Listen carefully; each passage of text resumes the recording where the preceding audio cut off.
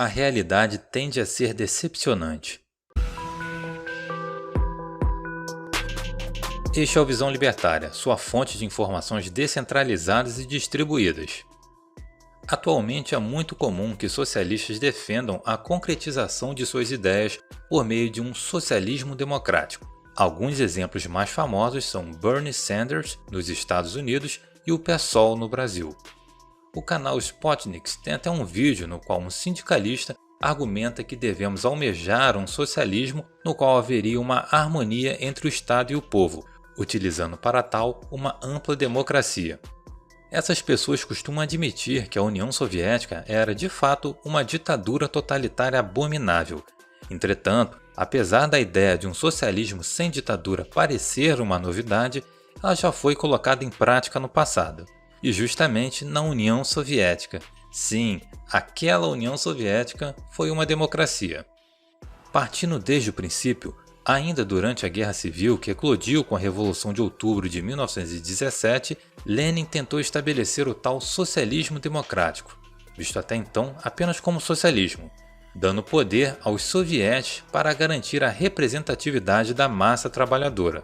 Lembrando que soviet, em russo, significa conselho. Porém, em 1918, a maioria dos sovietes não tinham bolcheviques como líderes.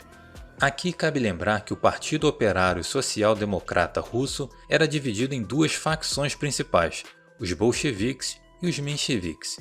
Os mencheviques defendiam uma transição gradual para o socialismo, enquanto os bolcheviques defendiam uma revolução para chegar ao mesmo objetivo. Como a maioria dos líderes eleitos nos sovietes não eram bolcheviques, a revolução estava sob ameaça. Por isso, Lenin fechou todos os sovietes municipais sob o controle do Exército Vermelho, a facção sob seu controle durante a Guerra Civil. Após essa contextualização, vamos à parte democrática daquela nação que ali nascia.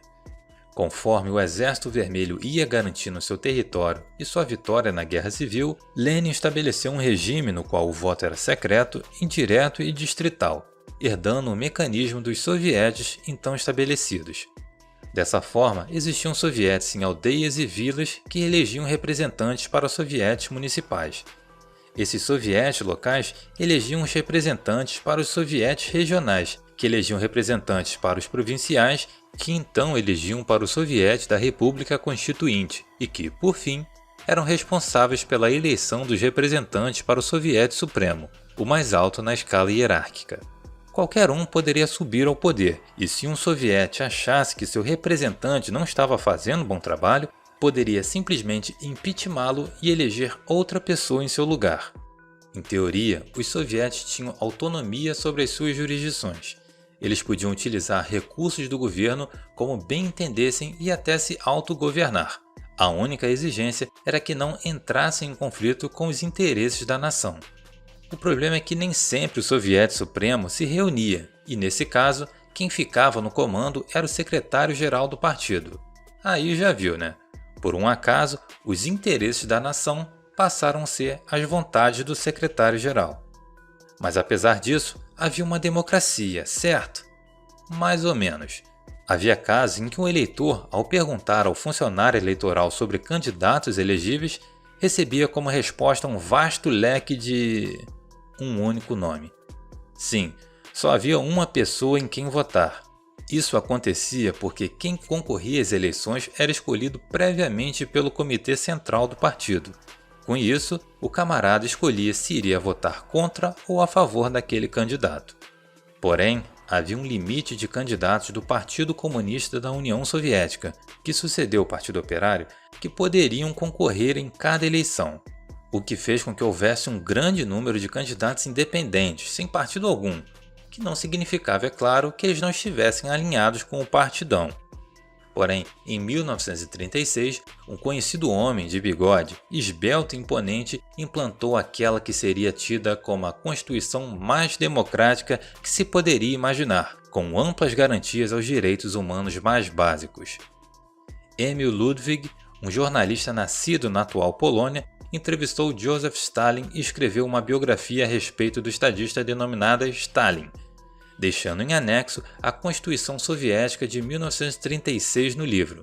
Para se ter uma ideia do nível desse código de leis, pode-se nele ler o seguinte artigo, abre aspas, artigo 125. De acordo com os interesses dos trabalhadores e a fim de reforçar o sistema socialista, a lei garante a todo cidadão liberdade de palavra, liberdade de imprensa, liberdade de assembleia ou reunião, liberdade de passeatas e demonstrações. Essas liberdades são asseguradas por meio das facilidades que se lhes concede, pondo à disposição dos trabalhadores e de suas organizações tipografias, materiais de impressão, edifícios públicos, ruas, meios de condução e etc. para o exercício desses direitos. Fecha aspas. Ademais, tal Constituição, ainda que previsse a posse dos meios e utensílios de produção, artigo 4º, garantia ao cidadão o direito à propriedade particular proveniente dos frutos de trabalho, assim como o pleno direito à herança, artigo 10º, ou seja, estava liberado ser socialista de iPhone. Mas voltando ao tema, o capítulo 11 delibera sobre o novo sistema eleitoral que entraria em vigor, sendo que o artigo 134 estabelece o sufrágio direto e universal, este que é reafirmado no artigo 135. O artigo 141 diz que os candidatos são nomeados pelas organizações proletárias, sindicatos, cooperativas, organizações estudantis e etc. E o artigo 142 estabelece que qualquer candidato poderia ser destituído de seu cargo de acordo com a decisão da maioria de seus eleitores. Enquanto os socialistas da época exaltavam a gloriosa Constituição e a superioridade do mundo socialista frente ao capitalismo excludente, seus críticos alegaram que o sistema de voto direto para todos os cargos não chegou a alterar a alta cúpula do poder. Não só isso, mas pouco depois da implementação dessa Constituição tiveram início os expurgos, no qual tanto simples camponeses quanto altos oficiais do Exército Vermelho foram perseguidos com a ocorrência de prisões e execuções arbitrárias. Tal ato quebrou praticamente todos os artigos do capítulo 10 da dita Constituição, o capítulo que rege acerca dos direitos e deveres do cidadão. E, mesmo após isso tudo, o camarada Stalin continuou no poder por mais longos 17 anos. A Constituição dava amplos direitos à população, mas um pedaço de papel não impunha um fuzil AK. Por conta disso, se diz que essa Constituição não concedia direitos, mas sim servia apenas como uma forma de propaganda do Stalin. Não é à toa que se atribui a ele a frase: "O eleitor pouco importa, quem conta os votos é quem realmente importa". Em 1938, o Soviético Supremo passou por mudanças no poder legislativo da União Soviética. Lembrando que o camarada Stalin continuava lá, firme e forte. Era dividido em duas câmaras eleitas para mandatos de 4 anos. O Soviético da União, com um deputado para cada 300 mil habitantes e mais 791, todos eleitos por sufrágio universal, e o Soviético das Nacionalidades, composto de 625 a 750 deputados, representando as repúblicas federadas, repúblicas autônomas, distritos nacionais e regiões autônomas. O Soviético Supremo era eleito por eleições diretas e com sufrágio universal, como determinava a Constituição, mas seus candidatos eram apenas aqueles que já estavam bem consolidados no meio. Aqui cabe mencionar também o Poder Judiciário, composto pelo Tribunal do Povo e pelo Supremo Tribunal. O papel do Judiciário Soviético não era exatamente o de julgar se uma pessoa era culpada de um crime ou não, mas sim o de instruir a população por meio do julgamento dos acusados, apresentando os crimes cometidos pelo réu e as provas desses crimes. Os advogados de defesa eram forçados a reconhecer a culpa de seus clientes. A Constituição de 1936, em seu artigo 111, estabelecia que o réu teria direito de se defender, mas os julgamentos dos opositores de Stalin durante o expurgo mostram que não era bem assim. Com a morte de Stalin, a política soviética perdeu seu caráter personalista e o poder passou a ser exercido de fato pelo Soviético Supremo ou pelo Politburo.